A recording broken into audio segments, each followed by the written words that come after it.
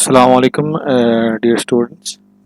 Advance waste management system का आज हमारा थर्ड लेक्चर है और आज इस लेक्चर में हम कुछ चीज़ें ऐसी पढ़ने जा रहे हैं जो हम पहले पढ़ चुके हैं, उनको जल्दी से हम गो थ्रू करेंगे क्विकली।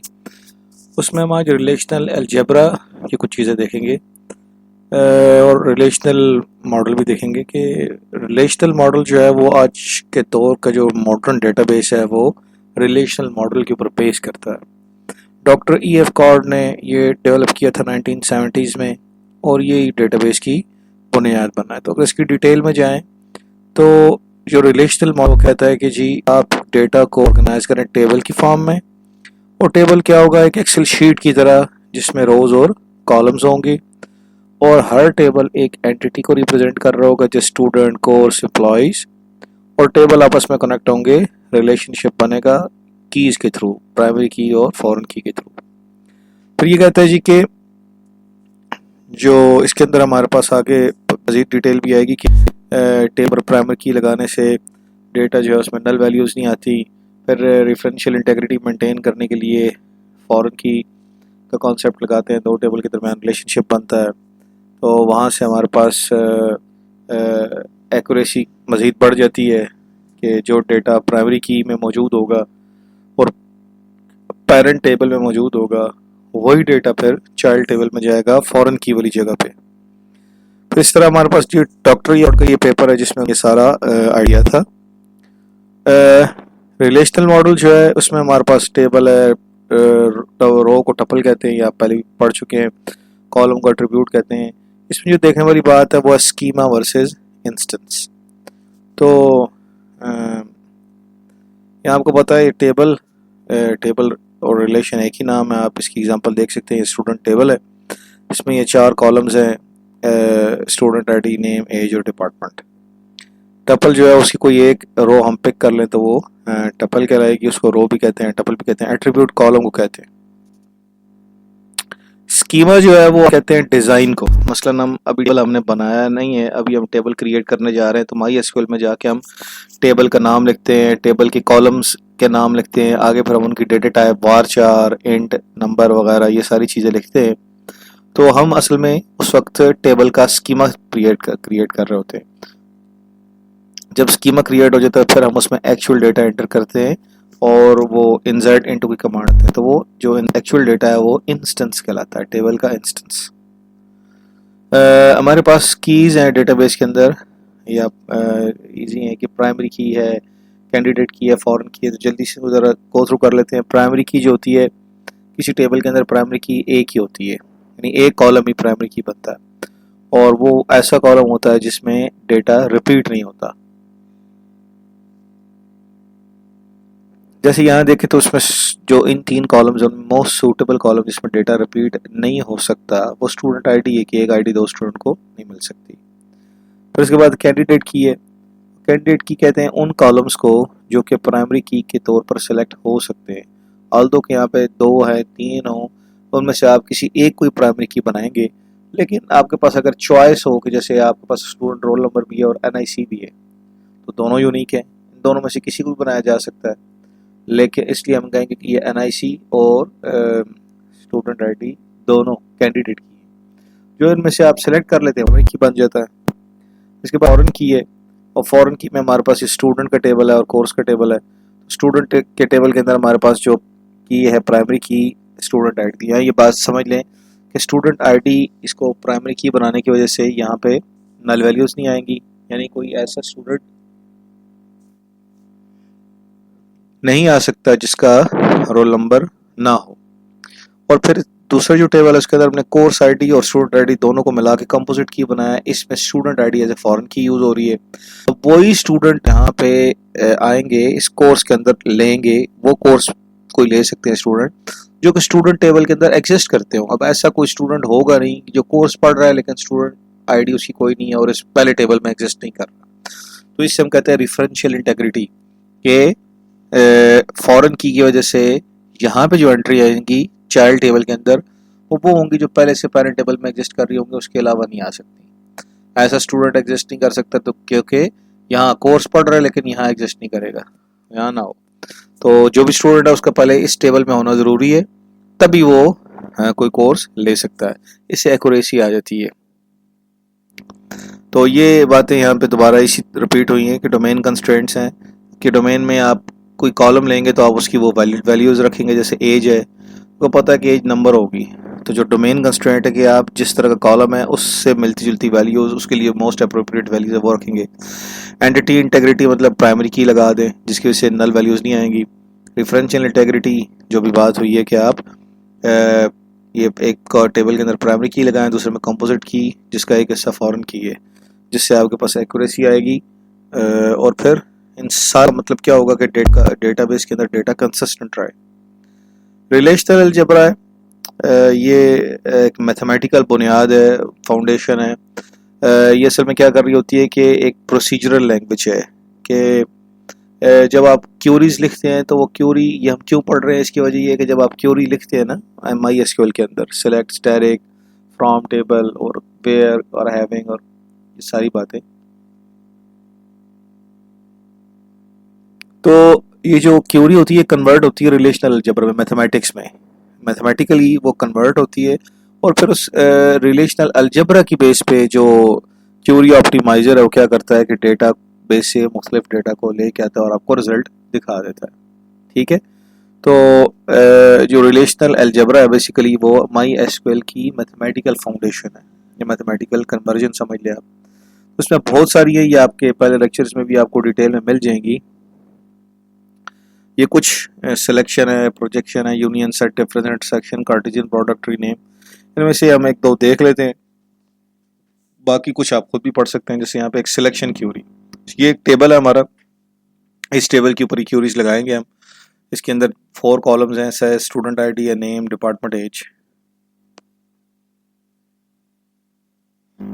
तो अगर आप देखें तो सिलेक्शन क्यूरी जो है इसको लिखा ऐसे जाता है कि बैग नीचे इसको देखें तो यहाँ पे इसकी क्यूरी लिखी हुई है कि आप डेटाबेस में तो ये क्यूरी लिखे select from student where department CS, लेकिन ये कन्वर्ट होगी इसमें एक लीनियर, इसमें लीनियर अलजेब्रा में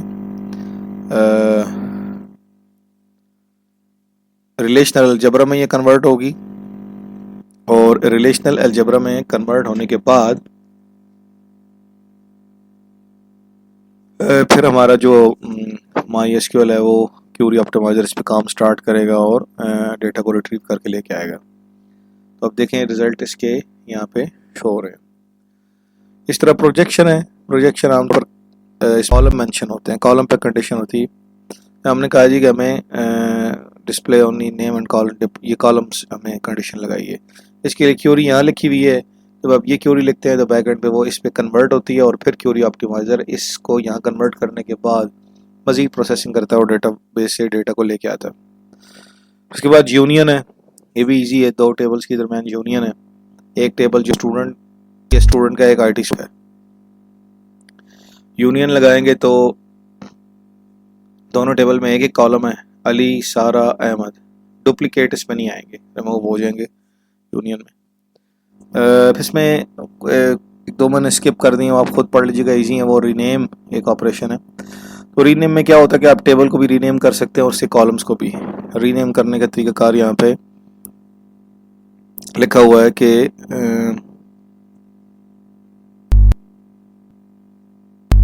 यहाँ पे हमारे पास जो टेबल है इसका नाम है स्टूडेंट। यहाँ पे लिखा हुआ है एक्सप्रेशन, ये जो इसको आप सिग्मा कहीं लिखा होगा, कहीं फाई लिखा होगा, ये बेसिकली एक सिंबल है, अंडरस्कोर इसके बाद आया हुआ S और ब्रैकेट में स्टूडेंट। इसका मतलब क्या है कि रीनेम द टेबल स्टूडेंट, ये जो टेबल है जिसका नाम स्टूडेंट है ना, इसको इसका नाम चेंज करके S कर दें। ठीक है, तो इससे पहले आपने ये रीनेम का सिंबल लगाया, रीनेम के बाद अंडरस्कोर लगा के ये जो चीज़ यहाँ S की जगह पे आएगी वो दरअसल में रीनेम वाला नाम होगा और ब्रैकेट में नाम जो पहले से एग्जिस्ट है वो आ रहा होगा। इस तरह कॉलम को भी आप चेंज कर सकते हैं। यहाँ पे देखें, यहाँ पे वही सिंबल अंडरस्कोर स्टूडेंट 1, ये आपने रीनेम किया है टेबल को और साथ में ID, स्टूडेंट नेम, डिपार्टमेंट, ये उसके कॉलम है, ब्रैकेट में टेबल का नाम है। तो वहाँ भी सिर्फ स्टूडेंट जो टेबल है उसका नाम चेंज करके स्टूडेंट 1 किए। तो अगर आप चाहें तो अगली क्यूरी लिखिए और उसमें ऐसे ही लिखिए, जैसे ये सिग्मा अंडरस्कोर और स्टूडेंट 1 लिख के ब्रैकेट में आईडी की जगह पे SID लिख दें, कामा स्टूडेंट नेम की जगह एस नेम लिख दें और डिपार्टमेंट की DT लिख दें। तो अंडरस्टूड है कि जो पहले से 3 कॉलम है उनकी जगह पे अब आपने नए कॉलम लिख दिए। ठीक है, तो वो वहीं से पिक कर देगा आपको। ये वाले कॉलम दोबारा नहीं लिखने पड़ेंगे, आपने जस्ट ये लिखना है फाई अंडरस्कोर स्टूडेंट 1 ब्रैकेट में SID कामा एस नेम कामा DT। तो वो ये नेम खुद ही चेंज करके दूसरे नेम लगा देगा जो आपने लिखे होंगे। ये हमारे पास इसकी समरी है, ये आप एक दफ़ा खुद भी डिटेल में देख लीजिएगा, यहाँ भी मैंने 1-2 एग्जांपल बता दिए। फिर इसके बाद जॉइन के ऑपरेशन है। ये 3 किस्म के जॉइन हमारे पास होते हैं। एक है नेचुरल जॉइन, एक है इक्वी जॉइन और फिर है थीटा जॉइन। टेबल्स को कंबाइन करने के इस्तेमाल होते हैं, मल्टीपल टेबल्स को। तो जो हमारे पास फर्स्ट है नेचुरल जॉइन, ये क्या करता है, 2 टेबल्स को ज्वाइन करता है, लेकिन इसमें दोनों टेबल के दरमियान एक कॉमन कॉलम होना ज़रूरी होता है। जब तक कॉमन कॉलम नहीं होगा वो टेबल ज्वाइन नहीं हो सकते, यानी दोनों टेबल के दरमियान एक कॉमन कॉलम। और फिर इसके अंदर डुप्लीकेट कॉलम्स रिमूव हो जाते हैं। ठीक है, जैसे यहाँ पे हमारे पास एक टेबल है, ये SID नेम डिपार्टमेंट और दूसरे में डिपार्टमेंट, अब दोनों के दरमियान एक कॉमन कॉलम एग्जिस्ट कर रहा है डिपार्टमेंट ID। जब आप नेचुरल जॉइन लगाएंगे ये इस तरह लगता है। नेचुरल जॉइन लगाएंगे तो ये टेबल में SID शो होगी, नेम डिपार्टमेंट ID। अब डिपार्टमेंट ID 2 दफ़ा शो नहीं होगी कॉलम, क्योंकि डुप्लीकेट नहीं आती, डुप्लीकेट कॉलम नहीं आता है, और डिपार्टमेंट नेम आ जाएगा। अब इसमें 1 अली D1 और D1 के अगेंस्ट लिखा हुआ है कंप्यूटर साइंस। इस तरह D1 के अगेंस्ट फिर यहाँ पे कंप्यूटर साइंस। ये जो 3 है ना अहमद, D1 ये भी कंप्यूटर साइंस पढ़ रहा है, सारा D2 इंफॉर्मेशन टेक्नोलॉजी। इस तरह हमारा नेचुरल जॉइन काम करता है। इसमें इक्वी जॉइन है। इक्वी जॉइन में आप जो है वो कंडीशन भी बता सकते हैं, कंडीशन स्पेसिफाई कर सकते हैं कि स्टूडेंट और डिपार्टमेंट ये 2 किस्म के वही टेबल है जो यहाँ लगा हुआ था, लेकिन इसमें यह हो रहा है कि यहाँ पे आपके पास डुप्लीकेट भी आ रही हैं। ठीक है, इक्वी जॉइन में हमारे पास नेचुरल जॉइन के ऑपोजिट यानी उसके कंट्रास्ट में यहाँ पे डुप्लीकेट कॉलम भी आते हैं। तो आप यहाँ पे कंडीशन लिखी हुई है, ये कंडीशन इधर भी है।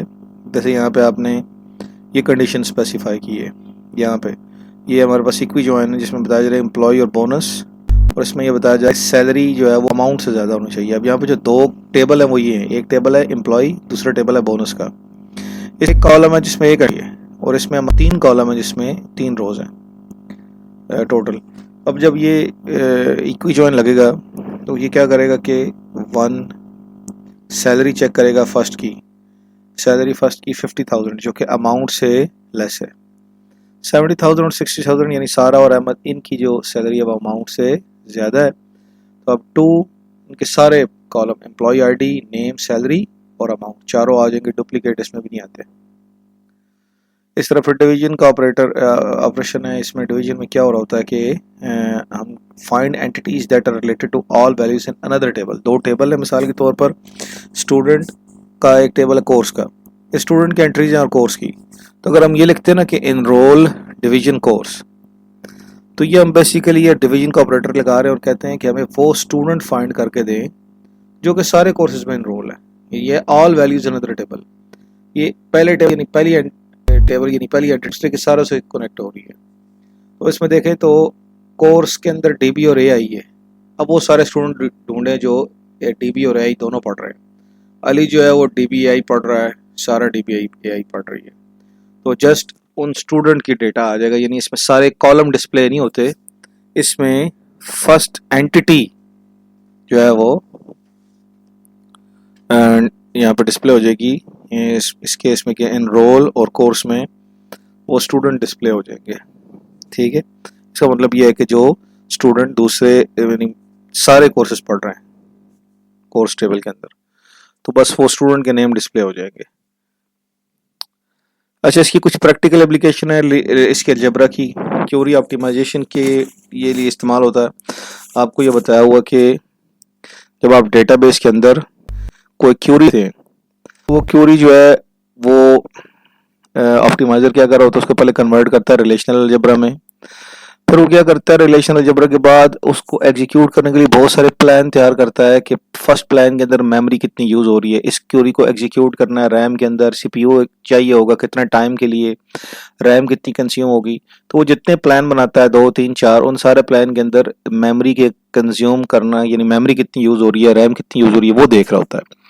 और उसमें जिस प्लान में सबसे कम मेमोरी यूज़ हो रही होती है उसको क्यूरी ऑप्टिमाइज़र मज़ीद प्रोसेस कर देता है। फिर इसके बाद प्लान एग्जीक्यूट हो जाता है।